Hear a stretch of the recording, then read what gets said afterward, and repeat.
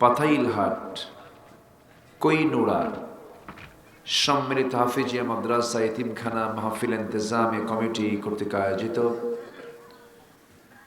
24তম বার্ষিক ওয়াজ মাহফিল 2024। আমরা ঠিক যে সময় বসে আছি আমরা এই মাহফিলে, গোটা পৃথিবীর মোট জনসংখ্যা 1/4 হচ্ছে মুসলমান। 800 কোটি মানুষের দুনিয়া, এর মধ্যে 200 কোটি হলো মুসলমান। প্রতি 4 জনে একজন মুসলমান। গোটা পৃথিবীর জ্বালানি খনিজ সম্পদ অধিকাংশই মুসলিম রাষ্ট্রের অধীনে। গোটা পৃথিবীর টপ 10টা ধনী রাষ্ট্রের তালিকার 1 নম্বর সহ প্রথম 3-4টি দেশই হলো মুসলিম দেশ। সব দিক থেকে মুসলমান এতটুকুন এগিয়ে থাকার পরেও গোটা পৃথিবীতে যে জাতি সবচেয়ে বেশি মার খাচ্ছে, নির্যাতনের শিকার হচ্ছে, সেই জাতির নাম কি বলুন তো? মুসলমান। সম্মানিত ভাইরা, আজকে মুসলমান এই সিচুয়েশনে পড়ল কেন? মুসলমানদের প্রথম কিবলা বাইতুল আকসা আজকে মুসলমানদের নিয়ন্ত্রণে নেই। ঠিক এই মুহূর্তে আমরা এখানে বসে আছি, যে সময় ফিলিস্তিনের ছোট্ট ছোট্ট শিশুগুলো মা বাপকে হারিয়ে ঘর বাড়ি ছাড়া হয়ে খোলা আকাশের নিচে অবস্থান নিয়ে বসে আছে, আর চোখের পানি ফেলে ফেলে কেঁদে কেঁদে বলছে, আল্লাহ আমাদের দেখার মতো কেউ নেই, তুমি একমাত্র, তুমি প্রভু ছাড়া।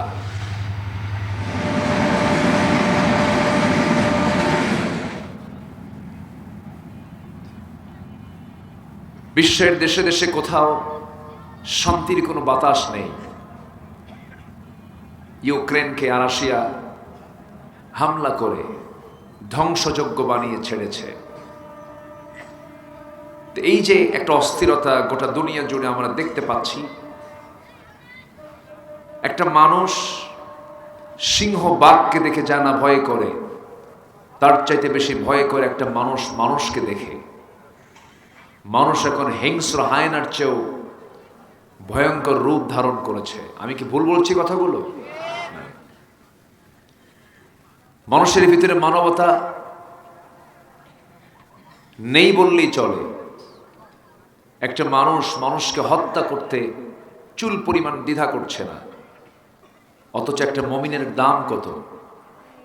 হাদিস এসেছে একটা মুমিনের দাম হচ্ছে গোটা পৃথিবীর মানুষকে হত্যা করলে যে গুনাহ হবে, একটা মুমিনকে হত্যা করলে এই সমান পরিমাণ গুনাহ হবে। যে ব্যক্তি কোনো মুমিনকে হত্যা করলো, ফাকাতালান নাস জামিআ, সে যেন গোটা পৃথিবীর সকল মানুষকে হত্যা করলো। অথচ সেই হত্যা, খুন, গুম, জেনা, ব্যভিচার, মদ, সুদ আমার দেশে মনে হয় নাই। আসতে বলবেন না, আছে না নাই? আছে। আমরা কিন্তু মাহফিলে বসেছি ঠিক সেই সময়। সম্মানিত ভাইয়েরা, আমরা কেউ বাঁচব না, সব আমরা দুনিয়া থেকে একদিন বিদায় নেব। সবচাইতে বড় বিষয় হলো আমি কি নিয়ে যাচ্ছি সাথে।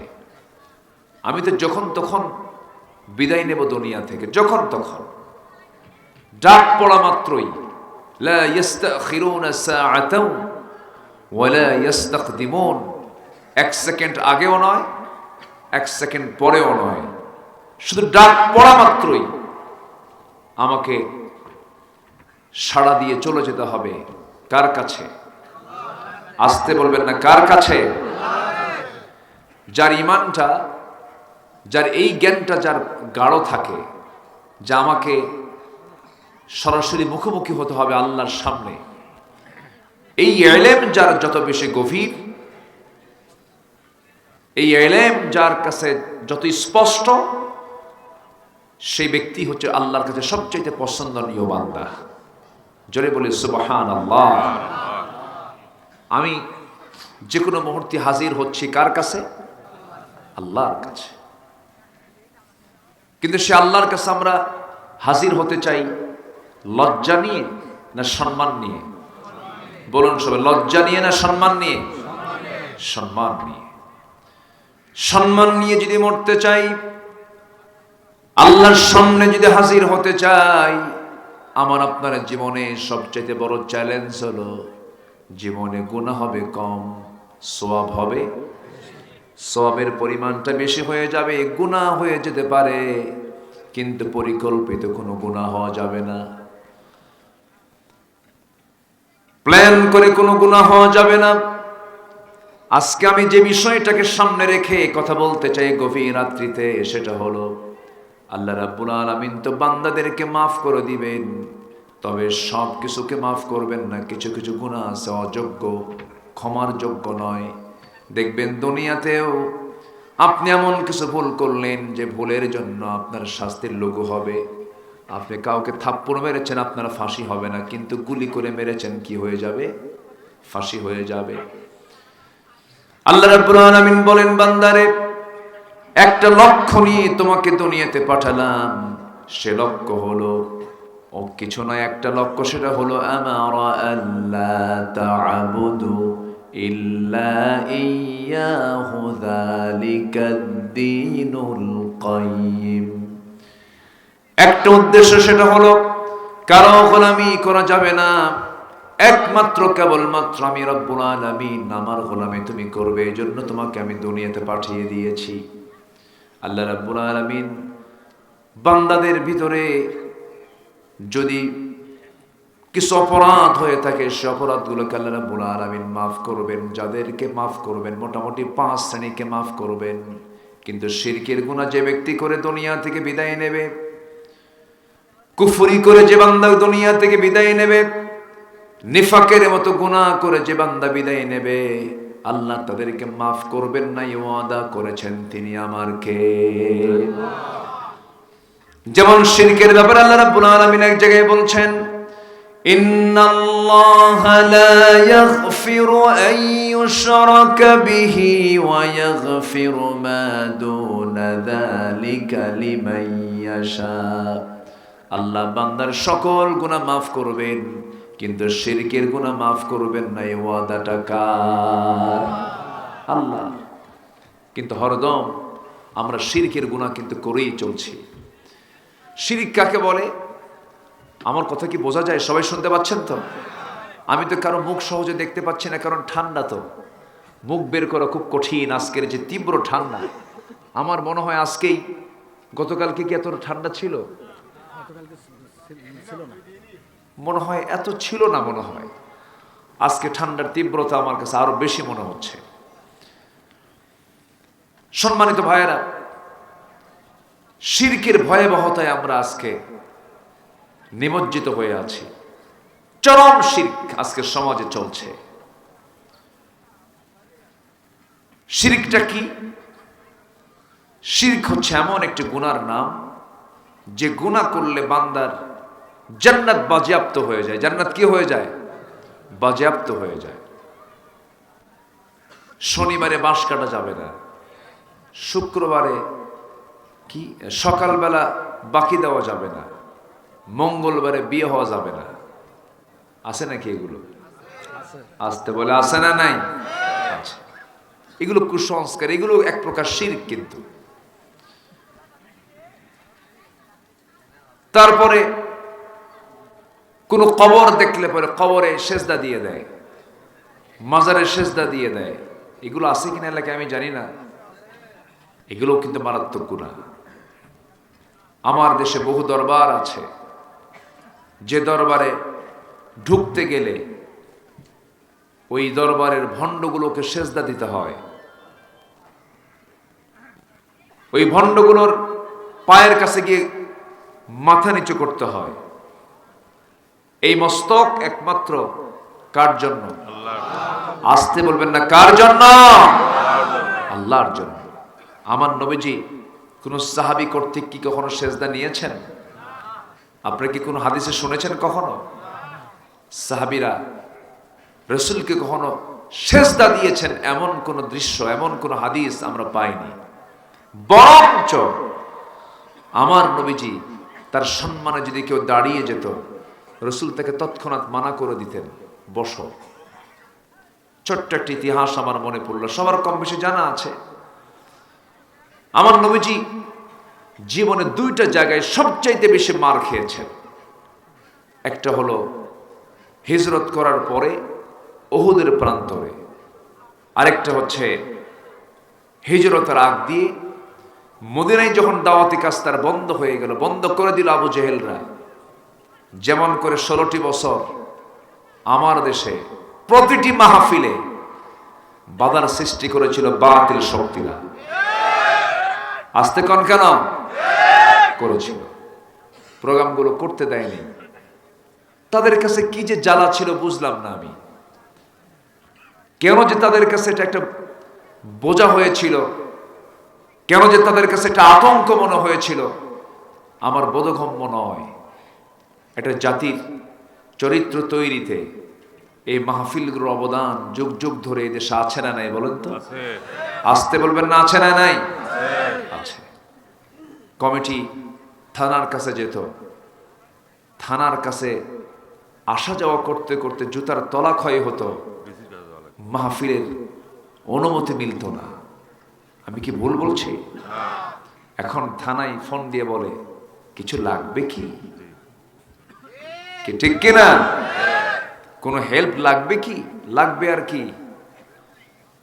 5 অগাস্টের পর থেকে নিয়ে প্রায় 8 থেকে 10 দিন আমার দেশের থানাগুলো পাহারা দিয়েছে দেশের জনগণ। পৃথিবীর কোন দেশ, পার্শ্ববর্তী দেশ ইন্ডিয়া অসম্ভব, ইউরোপ আমেরিকা অসম্ভব,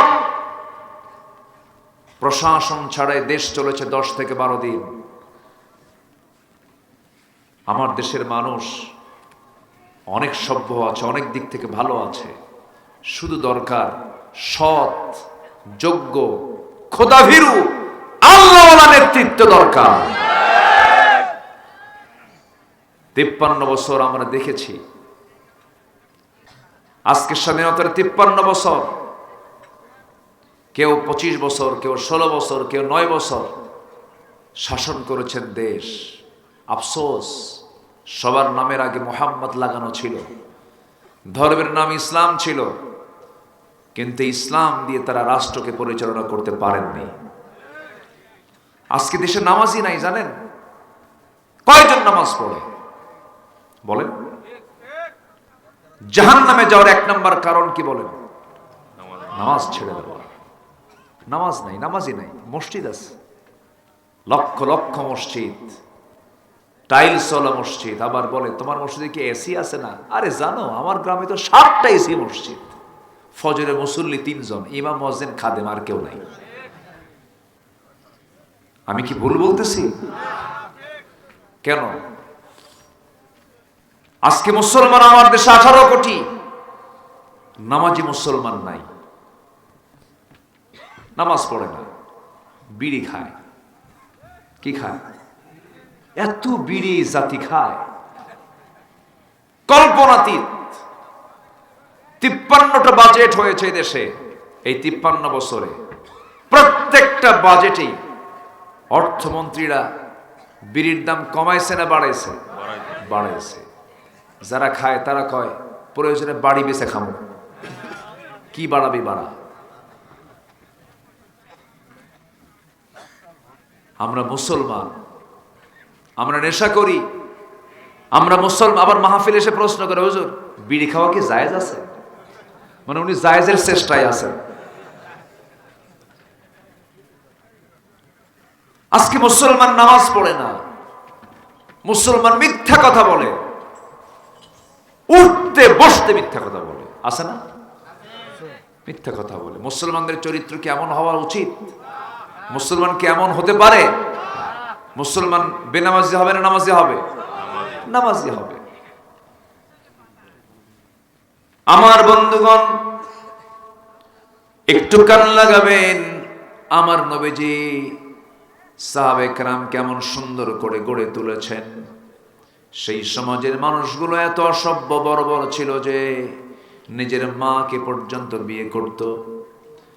সেই মানুষগুলোকে 100 কাঠিতে আবদ্ধ করেছেন। আমার নবীজি সেই সমাজ থেকে বের করে এনেছেন আবু বকরকে, ওমরকে, ওসমানকে, আলীকে। জোরে বলি আল্লাহু আকবার। আল্লাহু আকবার। কিভাবে তিনি পারলেন এমন সুন্দর মানুষগুলোকে কেমন করে গড়ে তুললেন? কিছু নয়, কোনো জাদুটনা নয়, জাদুমন্ত্র নয়, একমাত্র কি দিয়া? কোরআন দিয়া।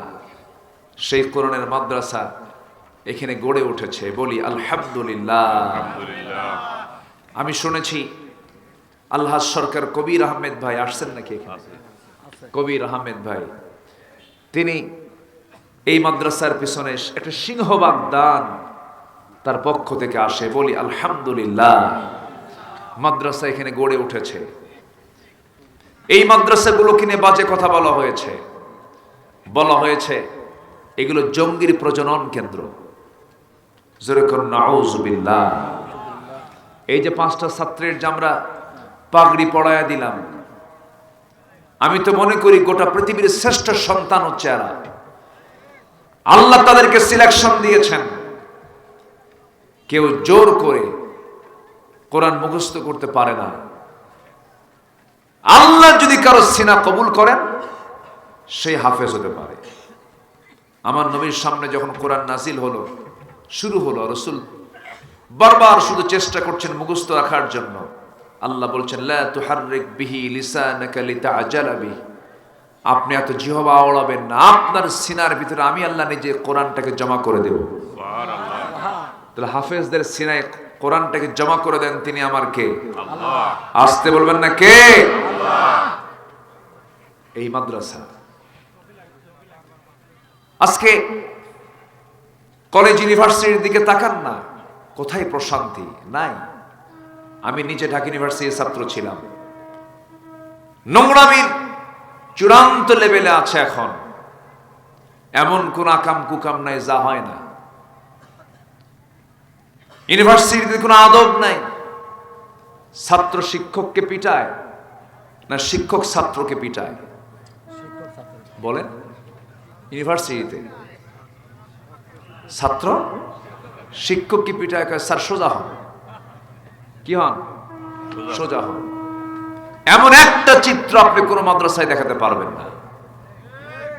প্রত্যেকটি মাদ্রাসায় আদব আছে না নাই? বলেন আছে না নাই? আছে। গোটা পৃথিবীর কোন বৃদ্ধাশ্রমে আপনি কোন হাফেজের বাবাকে পাবেন না, আলেমের বাবাকে পাবেন না। কিন্তু আমার দেশে কিছু বৃদ্ধাশ্রম গড়ে উঠেছে। ট্রেন কি 5-10 মিনিট পর পরে আসা যাওয়া করে নাকি? হ্যাঁ, মনে হয় আপাতত আর নাই নাকি? এই তো আনাকুম জানাকুমই হতে হচ্ছে। এরকম যদি 10 মিনিট পর পর হয় তাহলে তো ওয়াজ তো আমরা ট্রেনেই শুনবো আজকে। যাই হোক, পৃথিবীর কোন বৃদ্ধাশ্রমে আপনি কোন আলেমের হাফেজের বাপকে পাবেন না। দুঃখে বুকটা ফেটে যায়। আমার দেশে বৃদ্ধাশ্রম গড়ে উঠেছে গাজীপুর, আমি নিজের চোখে দেখেছি। অনেক বুড়া বুড়ি মানুষ সেখানে বসে আছে। তাদের সন্তানরা বড় বড় ডাক্তার, ইঞ্জিনিয়ার, সচিব, বড় বড় প্রশাসক। তারা বাপ মাকে দেখার সময় পায় না, বাপ মাকে বৃদ্ধাশ্রমে রেখে এসেছে। যে শিক্ষার ফলাফল শেষ জীবনে বাপ মাকে সেবার সুযোগ পায় না, সেবা করতে তাদের মন চায় না, ওই শিক্ষার মুখে আমরা থুতু মারি। আসতে কোন কেন? ঠিক কিনা? চিন্তা করে দেখুন, বাপ মারা গেছে, জানাজায় যাওয়ার সময় নাই, সন্তানের বলে জানাজা দিয়ে দাও, আমার প্রচন্ড জরুরি কাজ আছে। ইসলাম এগুলো শেখায় না। সন্তানের হাতে কোরআন তুলে দেন, সন্তান পাহারা দেওয়ার জন্য কাউকে লাগবে না, কোরআন তাকে পাহারা দেবে। সুবহানাল্লাহ। দিয়ে দেন মাদ্রাসায়। রিজিকের ফয়সালা কার? আসতে বলবেন না কার? শোনেন, 1000 কোটি টাকার মালিক হলেই যে সে বরকত প্রাপ্ত তা নয়। 1000 কোটি টাকার মালিক কিন্তু খাইতে পারে না। খাওয়ার জন্য আল্লাহ তাআলা বেশি খাওয়ান ধনীকে না গরিবকে? বলেন, ধনী না গরিব বেশি খায়? গরিব বেশি খায়। ধনী টাকা দেখে। ধনী কি দেখে? শুধু টাকা দেখে, কিন্তু খাবার জোটে না। আর গরিব টাকা দেখে না, কিন্তু খাবার তার কপালে জোটে। 1000 কোটি টাকার মালিক খাইতে বসে 1 কেজি আঙ্গুর নিয়া, কিন্তু কপালে জোটে একটা আঙ্গুর। 1 আঙ্গুর খাওয়ার পরই বলে আর খাওয়া যাবে না, ইনসুলিন নিতে হবে, ডায়াবেটিস বেড়ে যাবে। একটা খায়া ইতিমের মতো ছায়া থাকে আঙ্গুরগুলোর দিকে, আইরে পড়া কপাল, পারলাম না খাইতে। ঠিক কি না? এ হচ্ছে ধনী। রুটি 10-12টা একসঙ্গে থাকে, একটা রুটির 4 ভাগের 1 ভাগ 10 গ্রাম খাওয়া লাগে, এর বেশি খাওয়া যায় না। আর গ্রামের মানুষগুলো কি এগুলো মেপে খায়? ফজরের সময় ওঠে, চলে যায় মাঠে, দিল একখান শারীরিক পরিশ্রম, বাড়িতে এসেই রাতের পাতিলের নিচে বেঁচে থাকা পান্তা বসলো একদম নতুন মৌসুমের পেঁয়াজের ফুল দিয়া, কি ঠিক কিনা?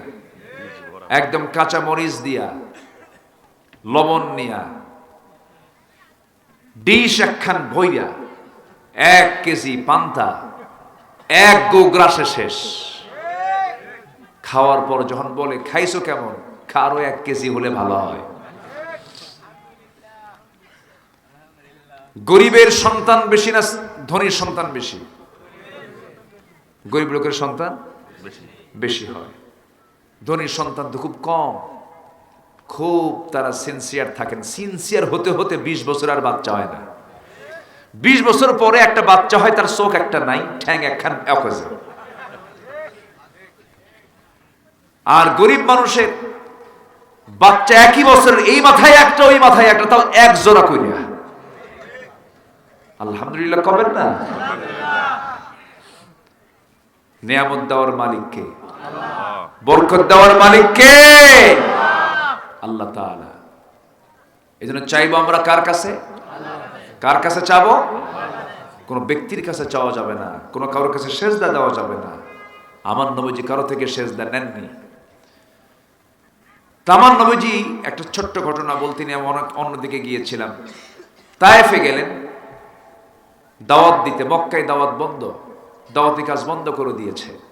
আমার নবীজিরও কিন্তু দাওয়াতি কাজ বন্ধ করছিল হলো আবু জেহেলরা। আবু জেহেল ছিল হলো মক্কার সিটি মেয়র।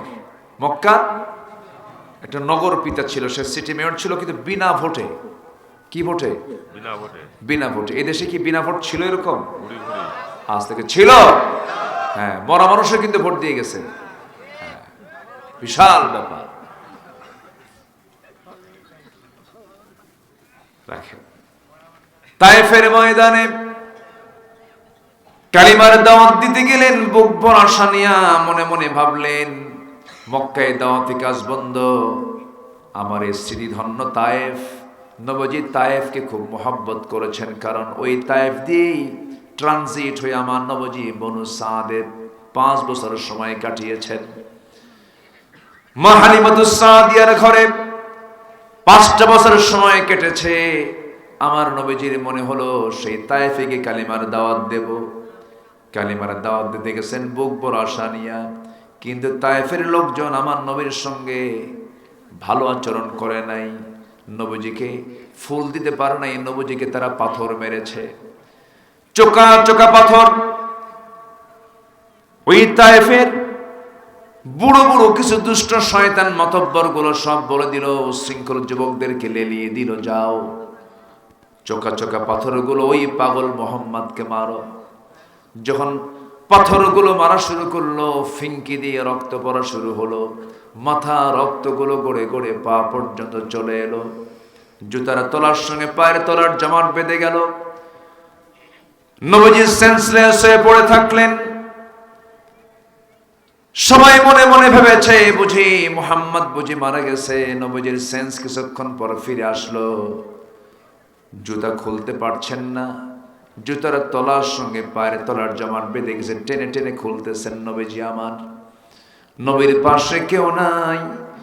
আমার নবীর সামনে জিবরিল আমিন এসে বলছেন, ইয়া রাসূলুল্লাহ, যে তায়েফের মানুষ আপনার প্রতি এত অত্যাচার করলো, আপনি তাদের জন্য লানত করুন। রাসূল বলছেন, ভাই জিবরাইল, আমি নূহের মতো দোয়া করব না, মুসার মতো দোয়া করব না। এরা বুঝে নাই, আমাকে না বুঝে মেরেছে। আমার নবী ওদের জন্য দোয়া করে দিলেন। এখন তার ফলাফল হলো তায়েফে যে পরিমাণ ফল হয়, গোটা পৃথিবীর বিভিন্ন জায়গায় তায়েফের ফলগুলো গোটা পৃথিবীর বিভিন্ন জায়গায় রপ্তানি হয়। যে তায়েফে তেমন কোনো ফল উৎপাদন হতো না, সেই তায়েফ আমার নিজের চোখে দেখা, প্রচুর ফল উৎপাদন সেখানে হয়। আমার নবীজির দোয়ার ফসল ওই তায়েফবাসী রাসূলকে যখন মেরে রক্তাক্ত করে দিয়েছে, রাসূল তাদের জন্য দোয়া করে দিলেন। সেই জায়গা থেকে কোনো মতো সেন্সটা ফিরে সেখান থেকে দৌড় মারলেন। দৌড় মেরে সামনের দিকে চলতে আর পারলেন না, মাথা চক্কর মেরে পড়ে গেলেন। 3 দিন 3 রাত নবীর পেটে কোনো খাবার যায় নাই। নবীজি আমার নিয়ন্ত্রণ হারায়া, শরীরে ভারসাম্য হারায়া জমিনে পড়ে গেলেন। একটা আঙ্গুর বাগানের ভিতরে গিয়া চিত হয়ে পড়ে থাকলেন। ওই আঙ্গুর বাগানের কেয়ারটেকার আমার রাসূলকে দূর থেকে দেখে লক্ষ্য করে কাছাকাছি এসে দেখে তো সুন্দর চেহারার মানুষ, আহারে কে মারছে তারে। দয়া হলো, মায়া হলো। খেজুর বাগানের আঙ্গুর থেকে কয়েকটা আঙ্গুর থোকা থোকা পেড়ে নিয়া চিপে চিপে 1 গ্লাস রস নবীর সামনে হাজির করে বলছে, যুবক, এই 1 গ্লাস আঙ্গুরের রস তুমি পান করো, নচেত তুমি মারা যাবে, প্রচুর রক্তক্ষরণ হচ্ছে। নবীজির হাত পা কাঁপতেছিল। 1 গ্লাস আঙ্গুরের রস যখন নবীর হাতে দেওয়া হলো, নবীজি বিসমিল্লাহ বলে তিনি পান করলেন। মুস্কি হাসি মেরে যুবকের দিকে তাকায় বলছে, যুবক, তোমার নাম তো আদ্দাস। যুবক মনে মনে চিন্তা করে, লোকটা আমাকে চিনলো কেমন, আমি তো তাকে চিনি না, কোনদিন দেখাও হয় নাই, কথাও হয় নাই, এই লোকটা আমার নামটা জানলো কেমনে? রাসূল মুস্কি হাসি মেরে বলছেন, যুবক, তোমার নামটা শুধু জানি না, তোমার গ্রামের বাড়ির নামটাও জানি। আমার গ্রামের বাড়ি কোথায়? নিনোয়া নামক গ্রামে তোমার জন্ম।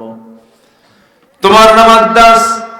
তুমি যে গ্রামে জন্ম নিয়েছো সেই গ্রামে একজন নবীর আগমন হয়েছে। আল্লাহর পয়গম্বর ইউনূস আলাইহিস সালামের জন্ম হয়েছে তোমার গ্রামে। সঙ্গে সঙ্গে যুবকটা বলতেছে, আপনি আমার নামটাও বললেন, আমার গ্রামের নামটাও বললেন, আমার গ্রামে একজন নবীর জন্ম তাও বললেন। এই ইতিহাসগুলো আপনাকে জানায় দিল কে? আমার নবীজি মুস্কি মুস্কি হাসি মেরে বললেন, ও যুবক, তোমার গ্রামে যে একজন নবীর জন্ম হয়েছে, একজন নবীর খবর তো আরেকজন নবীর কাছে থাকতেই পারে। সঙ্গে সঙ্গে আদ্দাসের বুঝতে দেরি হলো না। আদ্দাস জন্মগতভাবে সেই সময় ছিল খ্রিস্টানি কায়দায় তার 2টা হাত নবীর 2 পায়ের দিকে নিয়ে রাসূলকে সেজদা দিয়ে ধন্য করবে। আমার নবী এই দৃশ্য দেখার আগেই তার 2টা হাত চট করে শক্ত করে ধরলেন, বুকের সঙ্গে বুক লাগায়া দিয়ে বলছেন, যুবক রে, তুমিও বান্দা আমিও বান্দা, তুমি আল্লাহর গোলাম আমি আল্লাহর গোলাম। আমার কাছে ওহী আসে, তোমার কাছে ওহী আসে না, এতটুকুই শুধু তফাৎ। বান্দা হয়ে বান্দাকে কখনো সেজদা দিতে পারে না। বান্দার দায়িত্ব হলো একমাত্র কাকে সেজদা দেওয়া। আদ্দাসের বুঝতে দেরি হলো না। আদ্দাস সঙ্গে সঙ্গে বলে ফেললো, আশহাদু আল্লা ইলাহা ইল্লাল্লাহু ওয়াহদাহু লা শারীকা লাহু ওয়া আশহাদু আন্না মুহাম্মাদান আবদুহু ওয়া রাসূলুহু। হেদায়েতের মালিক কে? আসতে বলবেন না কে? রাসূল কি কারো থেকে সেজদা নিয়েছেন নাকি? সেজদা নেন নাই। শিরকের কাছে যাওয়া যাবে না। শিরিক মুক্ত জীবন গড়ব, মাফ করে দিবেন তিনি আমার কে? আল্লাহ তাআলা 5 ধরনের ভুল আল্লাহ তাআলা মাফ করে দিবেন। আল্লাহ যাদেরকে মাফ করবেন মোটামুটি 5 শ্রেণীকে মাফ করবেন। কয় শ্রেণীকে মাফ করবেন? 5 শ্রেণীকে মাফ করবেন। আসুন একটা একটা করে আমরা একটু শুনি। সময় আমাকে দিচ্ছেন তো নাকি? তো এত লোক ছিল কোথায় আগে? এই তো আমি যখন বসলাম তখন তো লোকই নাই। কোথায় ছিলেন? এই এলাকায় কি এই রাতি মাহফিল শোনে মানুষ? অনেক সুন্দর মানুষ আপনারা, বলি আলহামদুলিল্লাহ। আজকের এই শীতের তীব্রতায় যারা মাহফিলে এসেছেন, আমি মনে করি এক একজন বীর মুজাহিদের ভূমিকা পালন করেছেন। চরম ঠান্ডা তো, এই ঠান্ডার মধ্যে আপনারা এসেছেন, আল্লাহ কবুল করো, জোরে বলি আমিন। সম্মানিত ভাইয়েরা, সূরাতুল ফুরকান থেকে আমি কথা শুরু করে দিয়েছি। আল্লাহ তাআলা ওই বান্দাকে মাফ করে দেন যারা ভুল করে, 1 নাম্বার, মন্দ কাজ করার পর নিজে আবার সংশোধন করে নেয়। আল্লাহ আমি বুঝি নাই, না বুঝে ভুলটা করেছে, আমাকে মাফ করে দাও। আল্লাহ তাকে মাফ করে দেন, যেরকম সুবহানাল্লাহ। আমরা তওবা করব কার কাছে? আসতে বলবেন, তওবা করব কার কাছে? মাফ চাবো কার কাছে? মাফ চাওয়ার জায়গা কয়টা? একটা জায়গা, তিনি হচ্ছেন আল্লাহ তাআলা। তিনি কে? আল্লাহ তাআলা। আমাকে সবচেয়ে বেশি শোনেন কে? দেখেন কে? জানেন কে? বোঝেন কে? আল্লাহ জানেন, আল্লাহ বোঝেন। সম্মানিত ভাইয়েরা, যদি 5 আগস্ট যদি না আসতো, হয়তো আজকের এই মাহফিল আমার আশাই হতো না। আমাকে 12 বছর পাবনায় ঢুকতেই দেওয়া হয়নি। পাবনার কিছু ফেরেশতারা আমাকে ঢুকতে দেয়নি। সেই ফেরেশতাগুলো এখন কোথায় যা আছে, 4র্থ আসমান না 5ম আসমান, আল্লাহই জানে। পাবনার 2 বাজারে 2014 সালে আমাকে লক্ষ্য করে মাহফিলে গুলি করা হয়েছে। হাজার হাজার মাহফিলের শ্রোতাদের উপরে এলোপাতাড়ি পুলিশের লাঠিচার্জ দিয়ে মাহফিলকে বন্ধ করে দেওয়া হয়েছে। সম্মানিত ভাইয়েরা, সম্মানিত বন্ধুগণ, 1 মাঘের শীত যায় না। আমরা ভেবেছিলাম, অনেক মুরব্বীরা বলতেন, না মরা পর্যন্ত কাম হবে না। বলছে না, এই কথা বলছে না? কিন্তু 41 সাল বলেছিল, 41 কিন্তু যাই নাই, 24ই শেষ। কে পারেন? আসতে বলবেন না, কে পারেন?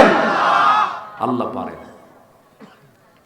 অহংকার দেখাতে নেই। ফেরাউন, তার একটা রোগ ছিল, সেটা হলো ফেরাউনের কথা একটাই, ক্ষমতা ছাড়া যাবে না। কি ছাড়া যাবে না? সে তার ক্ষমতাকে পাকাপোক্ত করার জন্য তার নিজের স্ত্রী আসিয়াকে পর্যন্ত দুনিয়া থেকে বিদায় করে দিয়েছে, বউকে মেরে ফেলছে ক্ষমতা পাকাপোক্ত করার জন্য। সন্তানদের হত্যা করেছে। ইউযাব্বিহুনা আবনাকুম, 40,000 শিশুকে হত্যা করেছে ফেরাউন, শুধু ক্ষমতাকে পাকাপোক্ত করার জন্য। 1600 বছর হায়াত ছিল। কত বছর? 1600 বছর। আর বিগত সময় এরা ছিল হলো 16 বছর। সংখ্যার মিল আছে, চরিত্রের মিল আছে। তো ফেরাউনের চরিত্র হলো ক্ষমতা ছাড়া যাবে না।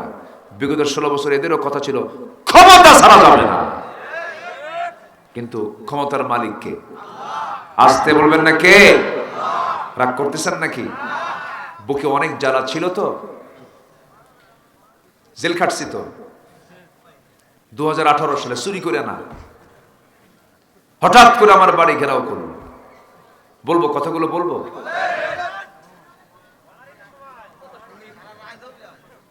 আমাকে ধরে নিয়ে বাড়ি থেকে নিয়ে চলে গেল।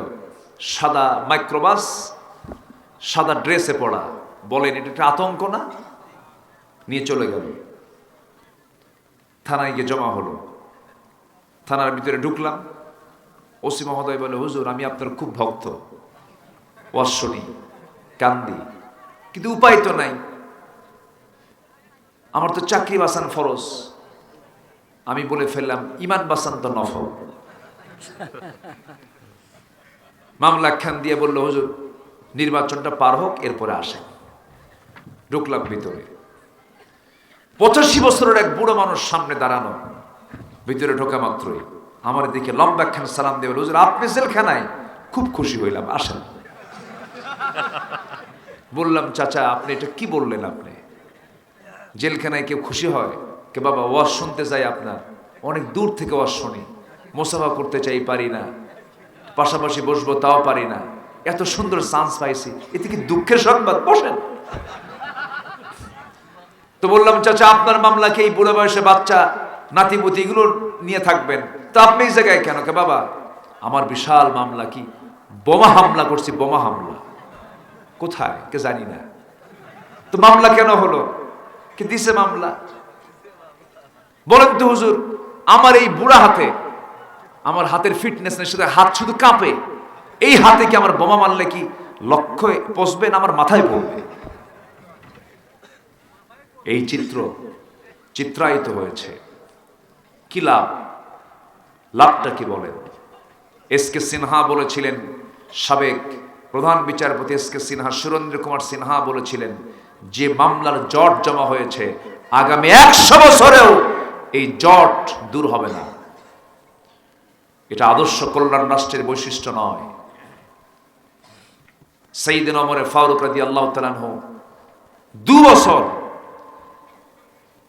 জজের দায়িত্ব পালন করেছেন, গভর্নরের দায়িত্ব পালন করেছেন, একটা মামলা কোর্টে হাজির হয় নাই। উনি বললেন, আফসোস 2 বছর বিচারপতির দায়িত্ব পালন করলাম, আসামি খুঁজে পেলাম না। মানে মামলাই নাই, সব ভালো মানুষ। আল্লাহু আকবার। আদর্শ কল্যাণ রাষ্ট্রের বৈশিষ্ট্য কি মামলা বেশি থাকা না কম থাকা? ইতিপূর্বে মামলা বেশি ছিল না কম ছিল? বেশি ছিল। আমার বন্ধুগণ, তারা কি চেতনা নিয়ে লালন করেছেন? সাইয়েদনা আবু বকর সিদ্দিক রাদিয়াল্লাহু তাআলা আনহু যখন তিনি খেলাফতের দায়িত্ব তিনি যখন পেয়েছিলেন, প্রত্যেক রাত্রে ঘর থেকে বের হতেন, রাতের আধারে জনগণকে দেখার জন্য যখন বের হতেন, খালি পায়ে, নগ্ন পায়ে বের হতেন। জুতা পায়ে তিনি হাঁটতেন না রাতের বেলা। সাইয়েদনা ওমর ফারুক দেখে বললেন, এমন করে খালি পায়ে হাঁটলে তো আপনার পাটা পাথর দিয়ে ধাক্কা লেগে ফেটে যাবে, পা চামড়া ফেটে রক্ত বের হয়ে যাবে। সাইয়েদনা আবু বকর বললেন, শোনো ওমর, রাতের বেলা আমি খালি পায়ে এই জন্য হাঁটি, যদি জুতা পায়ে, খড়ম পায়ে যদি হাঁটি, একটা আওয়াজ হবে, সে আওয়াজ যদি আমার দেশের জনগণের কানের মধ্যে চলে যায়, ঘুমের যদি ব্যাঘাত হয়ে যায়, কিয়ামতের দিন আমি আবু বকর আমাকে আসামির কাঠগড়ায় দাঁড়িয়ে তার জবাব দিতে হবে। নাগরিকের ঘুম যেন নষ্ট না হয়, এই জন্য খড়ম যদি না পায়ে দিয়ে খালি পায়ে হেঁটেছেন দেশের একজন প্রেসিডেন্ট, প্রধান। আর নেতা আসবে, সামনে 50, পিছনে 50টা মোটর সাইকেল।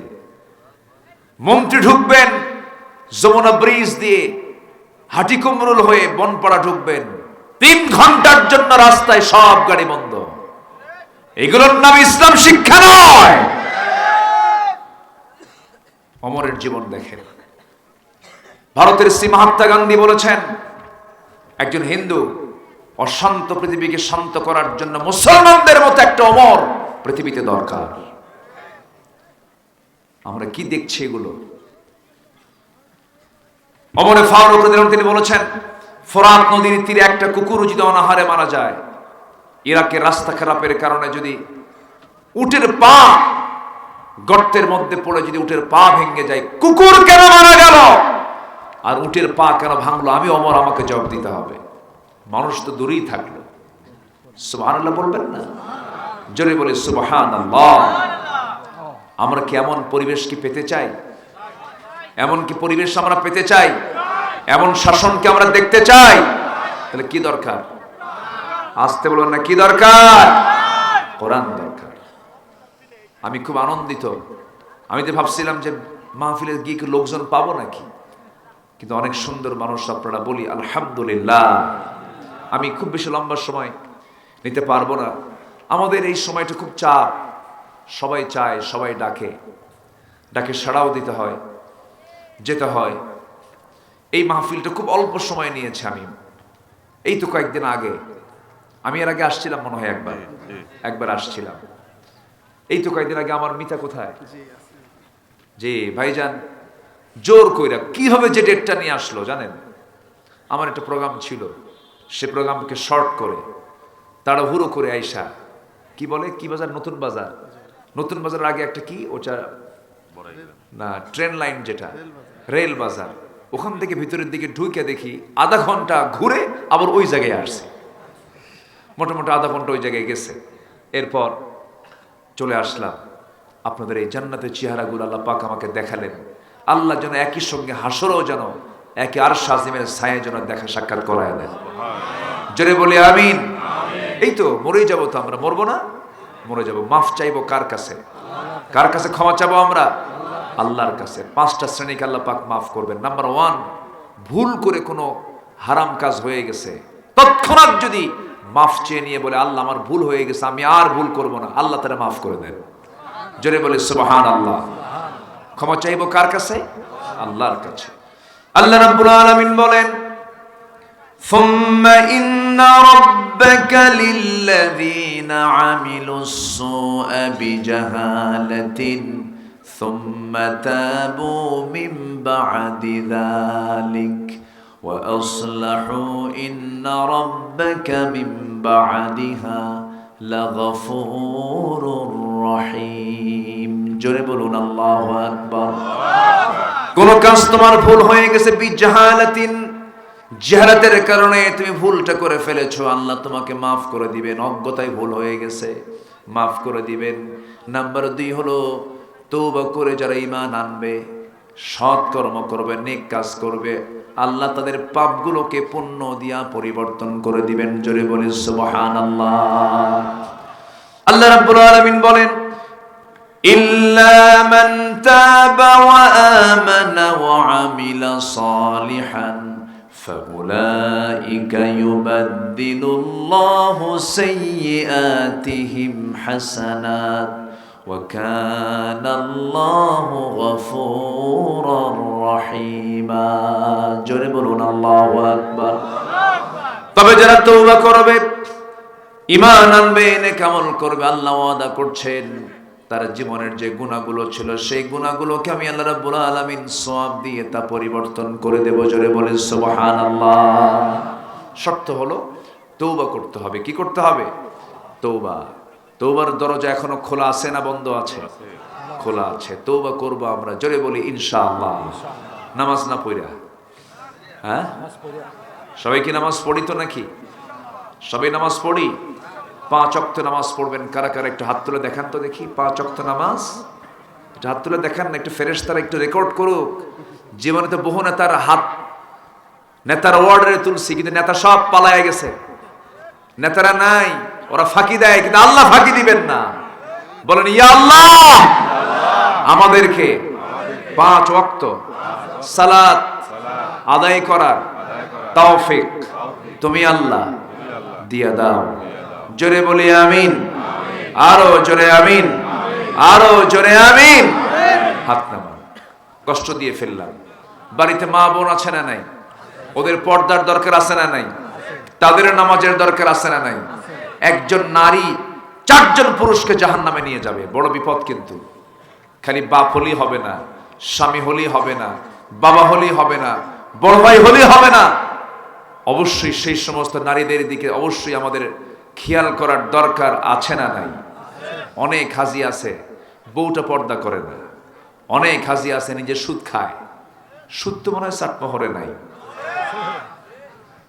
বলবো বলবো না থাক, যদি অসুবিধা হয় আপনি না বললেও তো বলবো। আমি সে পাবলিকই না, আমি সে লোকই না। আমি খায়, নামাজও পড়ে, আসে না নাই বলেন তো? হজের আগ দিয়ে বলে শোন আমার তো সব কামে হারাম, বাপের সম্পত্তি আছে ওই জায়গায় যা, ওই জমিটা বিক্রি কর। হালাল টাকা ছাড়া কি আর হজ হয়? ও নিজেও জানে এটা হারাম। দেখছেন অঙ্ক কিন্তু ঠিকই বোঝে। হজে যাচ্ছি তো হজের টাকা যদি এই টাকা দিয়ে যায় তাহলে হজ তো হবে না। বাবার নিষ্কণ্টক জমি ছিল, পৈতৃক সম্পত্তি, এটা বিক্রি করো, ওই টাকায় হজে যাবো। দেখেন কি চালাক। আল্লাহ তো অঙ্ক বোঝে না, আল্লাহ অঙ্ক বোঝে না নাকি? এগুলো করা যাবে না। আকাম কুকাম যারা করে তারা কিন্তু আকাম কুকাম হারাম মনে করেই করে, সব বোঝে তারা। সুদের ধারে পাশে আমরা যাব। সুদের সর্বনিম্ন গুনাহ হলো নিজের মার সঙ্গে জেনা করা। জোরে বলি নাউযুবিল্লাহ। কোনো নেশা করব না আমরা, কোনো মিথ্যা সাক্ষী দেব না আমরা। নিজের মেয়ের দিকে খেয়াল করব, নিজের মেয়েটার পর্দা থাকলো কিনা। নিজের বউয়ের দিকে খেয়াল করব, নিজের বউটা আমার পর্দা করে কিনা। বউটার কাছ থেকে ডাক দিয়ে বলবেন, দেখো তুমি পর্দা করো না, তোমার সঙ্গে আমার এই দুনিয়াতে এই সম্পর্ক একই ছাদের নিচে থাকি, তুমি কি চাও না আমরা জান্নাতে দুজন এক ছাদের নিচে থাকি? হ্যাঁ চাই। পর্দা করো। কেন শুনবে না? শুনতে বাধ্য, ঠিক কিনা? মেয়েটাকে বলবেন, ছেলেটাকে বলবেন, বাবা এগুলো করিস না, দিন মেনে চল, কোরআন মেনে চল, একসঙ্গে আমরা জান্নাতের মধ্যেও থাকবো। এরকম করে আমরা বলবো, অবশ্যই শুনবে। রহমত দিবেন কে? আসতে বলবেন, রহমত দিবেন কে? আল্লাহর কসম করে বলি, যে বাড়িতে ইসলাম নাই সেটা জাহান্নাম। শান্তি নাই। হয়তো টাকা থাকতে পারে, অর্থ থাকবে, কিন্তু শান্তি হবে না। বউ 3-4টা লাইন দিয়ে বসে থাকবে, মেয়ের হাতে ইয়াবা, ছেলের হাতে গাঁজা। বাপ বেশি বাড়াবাড়ি করলে পিস্তল দেখাই দেবে, একদম মেরে দেবে, কিন্তু একদম জায়গা মতো। শান্তি পাবেন না। শান্তির জায়গা হলো ইসলাম, ইসলাম, ইসলাম। ইসলামকে আমরা মেনে চলবো। জোরে বলি ইনশাআল্লাহ। তওবা করব কার কাছে? আল্লাহর কাছে। বোন যদি সম্পত্তি পায়, বোনকে সম্পত্তি বুঝায় দেব। মনে হয় খুব বিপদে ফেলতেছে আপনাদের। সুদ বন্ধ হলো, আবার বোনের সম্পত্তির দিকে আবার আসলো। বোনকে সম্পদ বুঝায় দেয় না। বাপ মারা গেছে এক যুগ, খালি বোন শুধু আসা যাওয়া করে, কিন্তু ভাইয়ের এমন ব্যবহার দেখায়, এমন চোখ দেখায়, সাহসী পায় না বোন। বোন চলে যায়। বোনের সম্পত্তির উপরে ধান আবাদ করে, সেই ধান গোলায় ভরায়, সেই টাকাগুলো দিয়ে পরিবার চালায়, সে তার জীবন চালায়। হালাল না হারাম? আসতে কয়, হালাল না হারাম? বোনটা কিছু বলার সাহস পায় না, বোনকে সম্পদ দেবে না, ফাঁকি দেওয়ার অজুহাতে বোনের সঙ্গে সম্পর্ক নষ্ট করে ফেলে। আবার মাঝে মাঝে কিছু ভাই আছে খুব চালাক, বোনদেরকে দাওয়াত দেয়, বোনদেরকে দাওয়াত দিয়া পাবনার পায়েস, বগুড়ার দই, নাটোরের কাঁচাগোল্লা, যশোরের খই, টাঙ্গাইলের চমচম, কুমিল্লা রসমালাই, সব দামি দামি সব খাবারগুলো নিয়ে বোনকে দাওয়াত দিয়ে জন্মের মতো খাওয়ায়। পাশে বসে বোনকে সুন্দর করে বুঝায় বলে, বোন বিয়ে তো হয়ে গেছে, সংসার শুরু হয়ে গেছে অন্যের ঘরে, তোমরা ভালো থাকো, দোয়া করি, আমরা তোমার ভাই, তোমরা আমরা আমাদের কাছ থেকে সম্পদ পাবে, এটাও সত্য, অবশ্যই তোমরা এটার হকদার, এটাও সত্য। তবে একটা কথা বলি বোনরা, শোনো, কি অংশ নিলে কিন্তু ধ্বংস হয়। দেখছেন কি শয়তানি ওয়াজটা করলো এই জায়গায়? আছে না নাই? সব শেষ। বান্দার হক নষ্ট করলে কিচ্ছু থাকবে না, সব শেষ হয়ে যাবে। এই নোংরামি করা যাবে না। যার যে প্রাপ্য, যার যে পাওনা, সব বুঝায় দিতে হবে। ভাবতে হবে, রাতে ঘুমানোর আগ দিয়ে ভাবতে হবে, এই ঘুমটা, এই রাতটা আমার জীবনের শেষ রাত হতে পারে, আমার কাছ থেকে কে কি পাবে, আমি কার কাছ থেকে কি পাবো। আমার বন্ধুগণ, কিয়ামতের দিন বহু শহীদের শাহাদত ক্যান্সেল হয়ে যাবে শুধু ঋণ থাকার কারণে। আমার দেশে মানুষগুলো যে ঋণ নিয়ে কি টেনশন করে জানি না, তবে যে ঋণ দেয় সে বিপদে, না যে ঋণ নেয় সে বিপদে। বলেন আমার দেশে কোনটা? যে দেয় সে বিপদে পড়ে, না যে নেয় সে বিপদে পড়ে? যে দেয়। আপনি দিছেন একজনকে, আপনি বিপদে পড়ে যাবেন।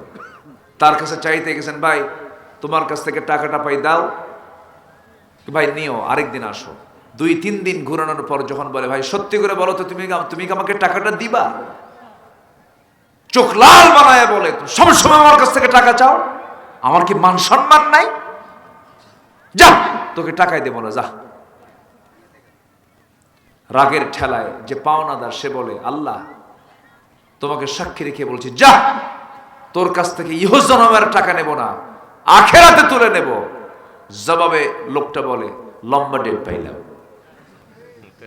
কি ডেট পাইছে? লম্বা ডেট। লম্বা ডেট মানে মরার পরে। এত লম্বা ডেট যাক ভালো হয়েছে। অথচ ঋণ এটা এমন একটি বোঝা, এমন একটা বোঝা, ঋণের বোঝা মাথায় নিয়ে কেউ যদি দুনিয়া থেকে বিদায় হয়ে যায়, শহীদের শাহাদাত পর্যন্ত ক্যান্সেল হয়ে যায়। যে শহীদের ফলাফল কি? বিনা হিসাবে জান্নাত, তার শাহাদাত আল্লাহ পাক আটকায় দেন। সে ঋণ কি আমরা করব? আসতে পারে। সে ঋণ কি রেখে যাব আমরা? যার যে পাওনা বলে ফেলবো, কথাও কিন্তু ঋণ। আপনি কাউকে গালি দিয়েছেন, এটাও কিন্তু একটা ঋণ। আপনি তাকে কষ্ট দিয়েছেন, আস্তে করে গিয়ে আপোষে মাফ চেয়ে নেবেন, বলবেন ভাই আমারে মাফ করে দিও। মার হক আদায় করেননি, ধরা খাবেন কার কাছে? আল্লাহর কাছে। নাটোরে মাহফিল গত বছর এক মহিলা চিঠি লিখেছে, হুজুর 72 বছর বয়সে উপনীত আমি, একটা মেয়ে বিয়ে দিছি, 3টা ছেলে বিয়ে করেছে, 3টা ছেলের ঘর আমার ঘরের সাথে, আমি বুড়ো বয়সে একা রান্না বান্না করে খাই, আমার 3টা ছেলের ঘর থেকে রান্নার গন্ধ আমার নাকে এসে ধাক্কা মারে। আপনি আমার সন্তানদের জন্য একটু দোয়া করবেন, আল্লাহ যেন আমার সন্তানদের দিলটা যেন গলায় দেয়। চিন্তা করে দেখুন, যে মা 3টা ছেলেকে এক হাঁড়িতে খাওয়ালেন, আর 3টা সন্তান 3 হাঁড়িতে এক মাকে খাওয়াতে পারে না। আছে না নাই?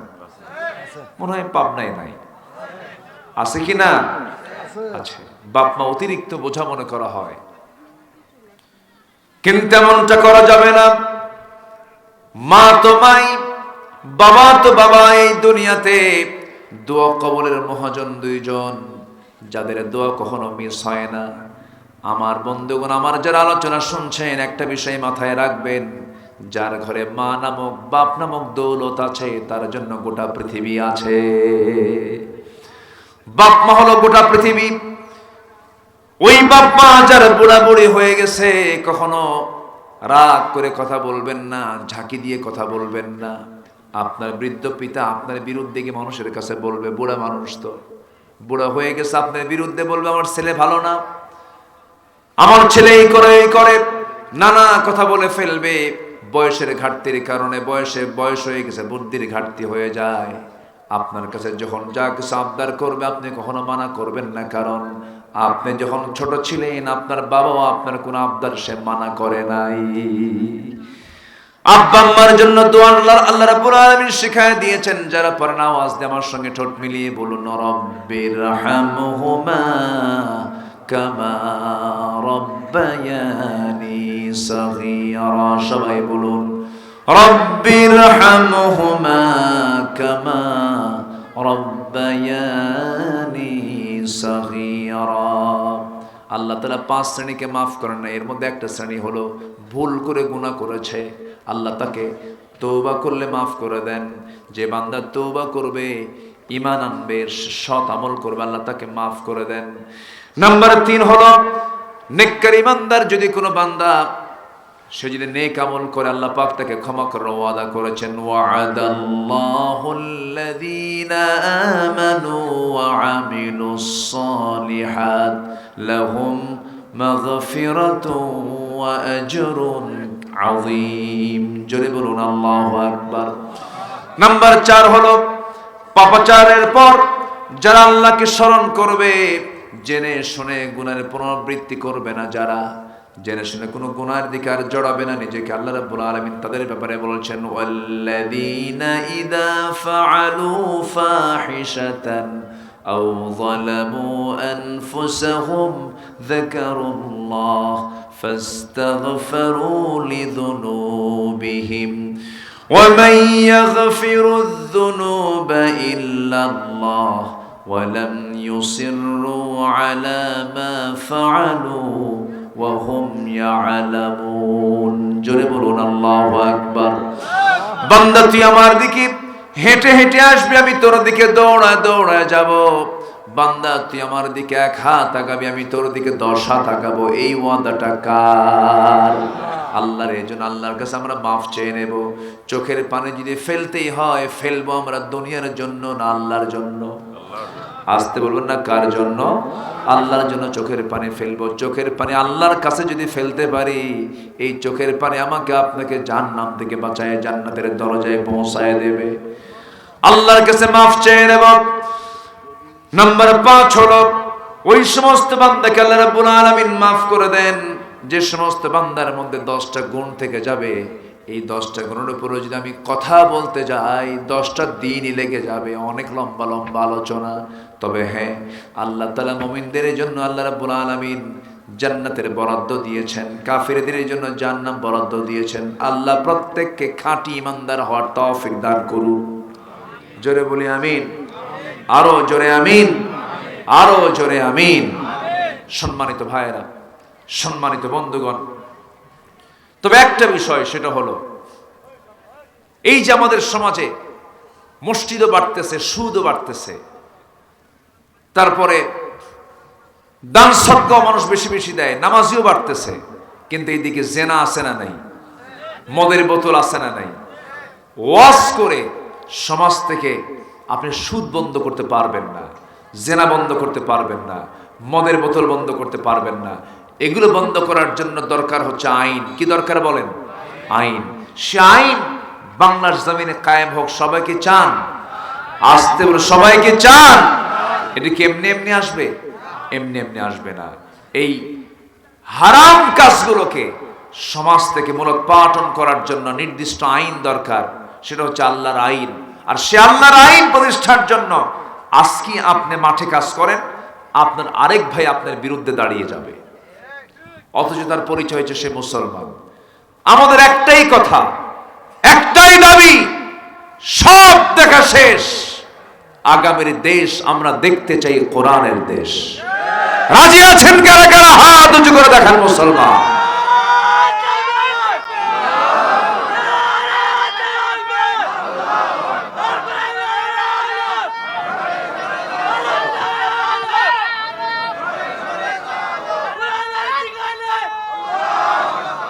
আল্লাহ কবুল করুন, আল্লাহ কবুল করুন, আল্লাহ কবুল করুন। রাগ করতেছেন আপনারা? আমার ফরহাদ ভাই কই? চলে গেছে? জি, কত সুন্দর মানুষ আপনারা, আলহামদুলিল্লাহ। সম্মানিত বন্ধুগণ, মাহফিলে কি তাবারক আছে? ও তাবারক রাখছে? ও খেদমত আছে তাহলে। মহিষ আমার কবির ভাই মনে হয় দিয়েছেন না? লিটন ভাই না? আলহামদুলিল্লাহ। তো আমার যেন তাবারক যেন মিস না হয়, আমারও দিয়ে দিবেন, খুব ভালো। পাবনাতে এই প্রচলনটা এখনো আছে। অনেক রাত ধরে মাহফিল হয়, মানুষ বসে, মানুষ একসঙ্গে খেয়ে যায়। এটা ভালো, এটা ইতিবাচক দিক, নেতিবাচক কোনো দিক নয়। এটার অনেকগুলো উপকারিতা আছে। মোহাব্বত কমে না বাড়ে? ভ্রাতৃত্ব কমে না বাড়ে? বাড়ে। আমাদের দাদারা যা করে গেছেন ভুল কিছু করেননি, কিন্তু আমরা যা করি বেশি মাতব্বরি করি, বেশি বুঝি, আমরা বেশি বুঝতে গিয়ে ভুল হয়ে যায়। আমার দাদারা কম জানতেন, কিন্তু বাপ মাকে কখনো কষ্ট দিতেন না, বাপ মাকে বৃদ্ধাশ্রমে রেখে আসেন নাই। কিন্তু আমরা বেশি জানি তো, বাপ মারা জানাজায় যাওয়ার সময় পাই না, খুব ব্যস্ত আমরা। আল্লাহ তুমি প্রতিটি ভাইকে দিন মেনে চলার তৌফিক দিয়ে দাও। জোরে বলি আমিন, আরো জোরে আল্লাহুম্মা আমিন। আমি গতকাল থেকে আমার হঠাৎ করে লুজ মোশন, প্রচন্ড পানির শূন্যতা বিরাজ হচ্ছে আমার শরীরে। মাহফিলের চাপ, বিভিন্ন চাপে দৌড়াদৌড়ি, ঘুমটুম কম হয়। মাঝে মাঝে ডাক্তার কয় যে বাঁচেন কেমনে? আমি কই যে আপনি কি বাঁচান না আল্লাহ বাঁচায়? আল্লাহ বাঁচায় দেয়। তো আপনাদের দোয়ায় কথাগুলো বলি, তো সবাই দোয়া করবেন আমার জন্য, আল্লাহ যেন হক কথাগুলো সুস্থভাবে বলার তৌফিক যেন আমাকে দান করেন। জোরে বলি আমিন।